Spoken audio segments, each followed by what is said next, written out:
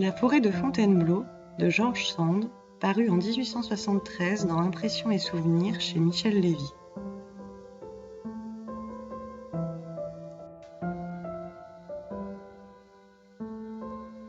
Tout le monde n'est pas capable de faire une bonne étude des chênes et des grès de Fontainebleau. Tout le monde n'a pas le goût de l'essayer.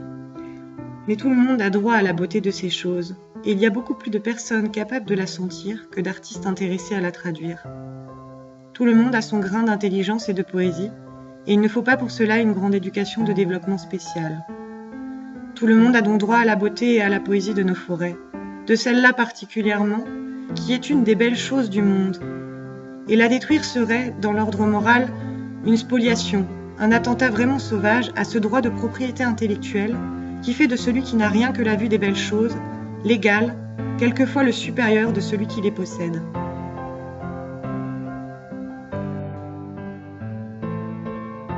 La rage de la possession individuelle doit avoir certaines limites que la nature a tracées. Arrivera-t-on à prétendre que l'atmosphère doit être partagée, vendue, accaparée par ceux qui auront le moyen de l'acheter ? Si cela pouvait se faire, voyez-vous d'ici chaque propriétaire balayant son coin de ciel, entassant les nuages chez son voisin, ou selon son goût, les parquant chez lui, et demandant une loi qui défende à l'homme sans argent de regarder l'or du couchant ou la splendeur fantastique des nuées chassées par la tempête ? J'espère que cet heureux temps ne viendra pas, mais je crois que la destruction des belles forêts est un rêve non moins monstrueux, et qu'on ne doit pas plus retirer les grands arbres du domaine public intellectuel que leur influence salubre à l'hygiène publique.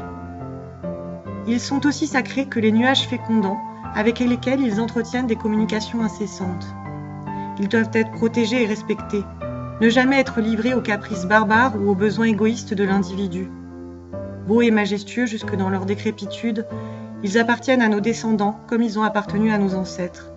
Ils sont les temples éternels dont l'architecture puissante et la frondaison ornementale se renouvellent sans cesse, les sanctuaires de silence et de rêverie où les générations successives ont le droit d'aller se recueillir et chercher cette notion sérieuse de la grandeur dont tout homme a le sentiment et le besoin au fond de son être.